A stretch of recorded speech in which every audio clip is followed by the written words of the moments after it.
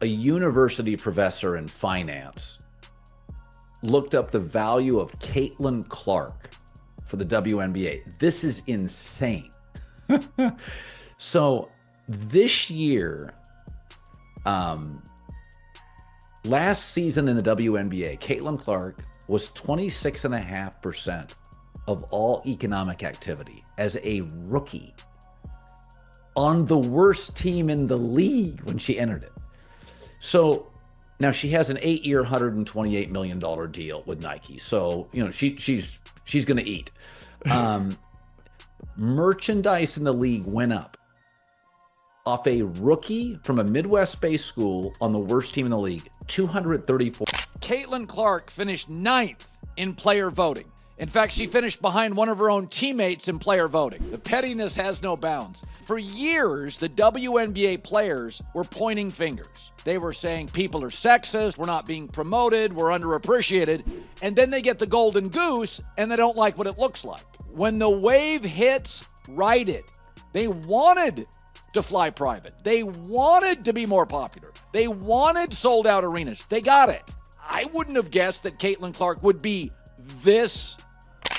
This is clearly them cutting her down, because when you look at fan voting, obviously Clark is one, right? Because she has the most fans in the league. So that clearly biased. You go to the media voting. She was 3. She was 3. That actually makes sense. I agree. She's not having the best of years this year. She's actually, her shooting is down. Exactly. There's been a number of situations that she's just not played her best ball. But she is still much, eons better than a lot of the other players that they voted in front of her. Caitlin Clark had another, whatever you want to call it, confrontation in a WNBA game. Like, why is this happening? The Caitlin Clark phenomenon is one that I got wrong. I never really thought that Caitlin Clark would make the difference that she has in college basketball or in the WNBA. What other sports analogies are out there that are in any way similar to the impact that one individual has had on a larger sporting universe? Tiger was. The WNBA continues to get the kind of attention they shouldn't want. All right. Again, Colin Cowherd is making a point to talk about the WNBA again. He does it now multiple times a week, but only when it comes to one player, or in this case, one player and what it is the rest of the league is doing to her. So go ahead, WNBA, keep benching her. Keep justifying it with vague coach speak and recycled nonsensical talking points about team development and system fit. But don't you dare act shocked when the fans finally stop showing up, when the TV ratings dip back into obscurity, and when the superstar you tried so desperately to muzzle walks right out the front door, with her entire massive fan base trailing happily behind her.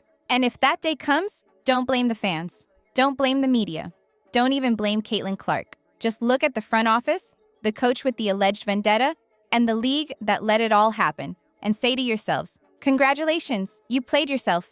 Poor CC. She just wanted to hoop, sign a few autographs, and maybe bring a little dignity back to the Indiana Fever franchise. Instead, she's been unceremoniously dropped into the middle of an industrial-sized internal sabotage plot dressed up as culture building. You can practically hear the dramatic theme music playing in the background every time she's subbed out for someone averaging 2 points and a nosebleed. CC's only crime? Being too good, too fast, and way, way too popular. That's it. That's the felony. She walked into the WNBA with the sheer audacity to be beloved nationwide. And now, the powers that be are treating her like she walked in carrying a lit baseball bat instead of a jump shot. This isn't just basketball anymore. It's punishment with a scoreboard. I'm not going to ignore, nor am I going to take my eyes off of what transpires with the WNBA over the next 2 weeks while Caitlin Clark is out with the quad strain.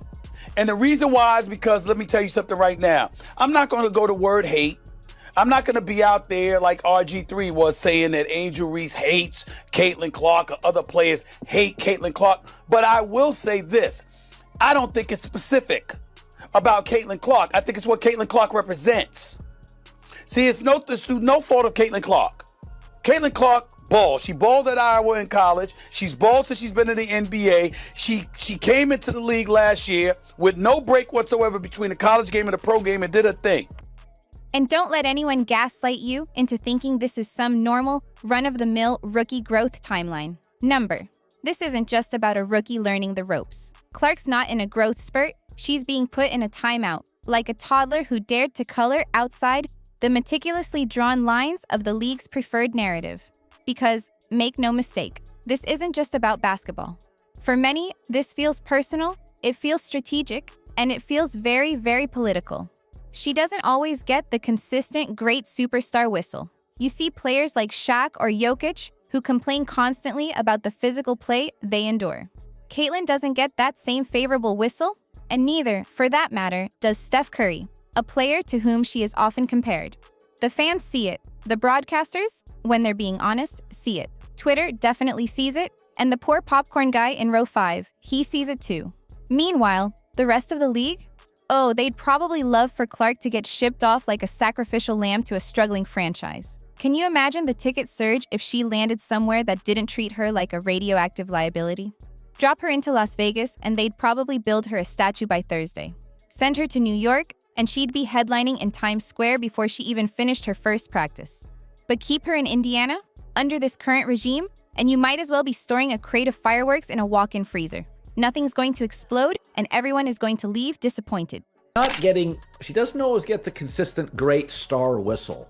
I think they're still kind of figuring out how to officiate her. Right? Like when I've said this for years when I covered Shaq and Shaq got fouled more than anybody I've ever seen. I mean, it was insane. People bounced off Shaq. Jokic complains constantly. Like, people are bouncing off me. She doesn't quite get as favorable a whistle as you think. So I think neither does Steph too. That's the funny part. So why would a league that has finally struck gold, that finally has eyeballs from all over the world glued to its screens, start pulling a stunt like this? The answer, many believe, is simple, and it's ugly. Control. Control the narrative, control the star, and keep the fans just entertained enough to buy tickets, but not so empowered that they start demanding real change. The last thing the WNBA establishment, the old guard, seems to want is a single player with actual, undeniable leverage. That's dangerous. That's disruptive. That's unbenchable. So what do you do when you can't stop the momentum of a player who is clearly bigger than the game itself? You hire someone who can. You put a polite, professional smile on what looks suspiciously like a hit job, and you call it player development. Except the only thing that seems to be developing is a bad reputation for the league and an increasingly angsty and rightfully frustrated fan base with a mountain of receipts. This isn't chess. It's sabotage, armed with a whistle and a clipboard. So we all know who Caitlin Clark is. She's the golden goose, laying those golden eggs for the WNBA to prosper. Well, a lot of times we notice that the WNBA is resisting this golden goose and resisting this bump and this force of nature, which is Caitlin Clark. So we're going to dive deep into that. What's behind that? Is jealousy, envy, pettiness, all the above, more than that? We're going to have to go. But we see it. We all see it. Caitlin Clark reportedly got benched, and the front office didn't just pick any coach. They picked the coach, the one with a suspiciously familiar resume filled with what some might call selective justice and a history of passive-aggressive bench rotations. Let's be real. Clark doesn't seem to fit with this coach's system, and that's putting it very, very gently. Their on-court basketball chemistry often looks like oil desperately trying to mix with a dumpster fire. The offensive system isn't built around her unique, transcendent strengths. At times, it feels like it's actively rejecting her, trying to force her into a box she's too brilliant to fit into. This isn't a simple clash of styles. It's a cold war being waged in sneakers. And the fallout is painfully visible every single time she's inexplicably yanked from the game, while a random bench warmer logs crucial minutes, seemingly for the sake of team charity work. So it's the last part of it, the players vote, that I take some exception to. And I'm not a big Caitlin Clark fan. Like, I don't care either way, but they vote her 9. And why I find that absolutely hilarious is you can say she's 9 if you want, but you don't treat her like she's 9. Because when she was here in town, they were picking her up 3/4 court the entire game, and they had her double teamed the entire game. Now, is your shooting efficiency going to go down? But here's where it gets even better, or worse, depending on your perspective. Not only are we entertaining these ludicrous trade rumors as if the league has a vast surplus of generational stars to just gamble away, but we've also got a coaching situation in Indiana that feels like a plot twist ripped straight from a dark, cynical soap opera. The same coaching staff that, as many fans and critics have pointed out, sat back while Caitlin Clark was getting poked in the eye, hip-checked, and generally mauled like she was a chew toy, is now in charge of her development. What's next? Are we going to bring in the team trainer who iced her ankles and put them in charge of her strength and conditioning? It's not even subtle anymore. This doesn't feel like a coaching match made in heaven. For many, it feels like a setup, a coordinated, almost political performance dressed up in team-issued lanyards and clipboards. And the message, whether intentional or not, seems loud and clear. Silence the star, dim her spotlight, and pretend it's all for the good of the team. Caitlin Clark was number 1 among fans. Number 3 among media. What do you think she was among players? Dead last. She's not last. No, not last, no. But Barely made it to the top 10. So she was 1, 3, and 9. Well, Dick Vitale went off on a whole rant. It is pure jealousy. Someday these players will realize what she has done for them. They now have chartered planes, increase in salaries, sold out crowds, improved TV ratings. Stop being jealous haters on Caitlin. A university professor in finance actually looked up the economic value of Caitlin Clark to the WNBA, and the numbers are absolutely insane. Last season, as a rookie on what was then the worst team in the league, Caitlin Clark was responsible for a staggering 12% of all economic activity in the entire WNBA. Merchandise sales for the league skyrocketed by 234% off the back of this one rookie from a Midwest-based school.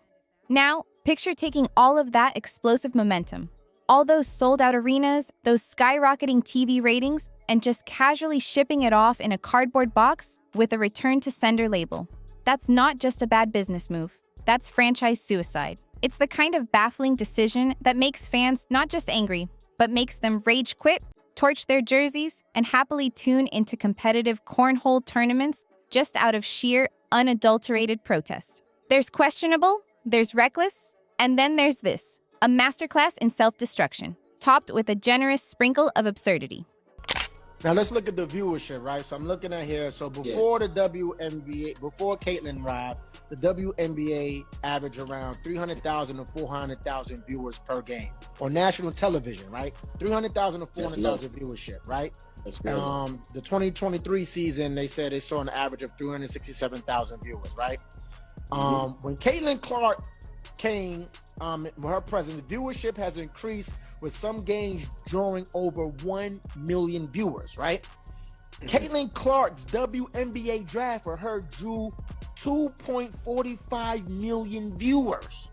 That's crazy. So that means these people and what she did in college and bringing them all to the WNBA scale, people are watching the WNBA because of Caitlin Clark.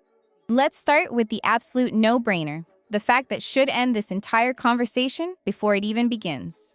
Trading Caitlin Clark doesn't just wreck the Indiana Fever. It would detonate the WNBA's one surefire golden ticket money machine. This isn't just about moving a player from one team to another. This is about fundamentally erasing the single storyline that is keeping the entire league afloat in the mainstream consciousness. Caitlin Clark isn't just running the offense for the Fever, she's carrying an entire franchise on her back and single-handedly propping up half the league with her sheer, undeniable star power. Every packed arena, every sold-out jersey, every breathless media frenzy. That's her imprint. If you trade her, you're not rebuilding, you're actively choosing to erase relevance. When we talk about hatred, when we talk about jealousy, when we talk about pettiness, Caitlin Clark's name always pops up because that's what she receives on a daily basis. And for the players to vote her 9th in guards just lets you know how out of touch they are. And it's not because of her game. It's simply because of those 3 things that I mentioned. She was ranked 1st by the fans, which makes sense. She was ranked number 3 by the media, which kind of makes sense. Anywhere between the 1, 2, or 3rd, that's fine. And then she was ranked 9th by the players. Look, the WNBA continues to get the kind of attention they probably shouldn't want, but absolutely keep generating. Prominent commentators like Colin Cowherd are now talking about the league multiple times a week, but only, it seems, when it comes to one player, and more specifically, what the rest of the league appears to be doing to her. And now, we're actually talking about the possibility of trading Caitlin Clark. Seriously, just as Indiana Fever fans were starting to breathe a collective sigh of relief. The rumor mill, fueled by what some see as undeniable internal chaos, has churned out the most insane idea yet. This isn't just a hot take. It's a full-blown wildfire of absurdity. It's like the WNBA has decided that self-sabotage should officially be part of the playbook. Forget building rosters or expanding the fan base. They've apparently graduated to a level of scripted chaos that would make a reality TV producer blush.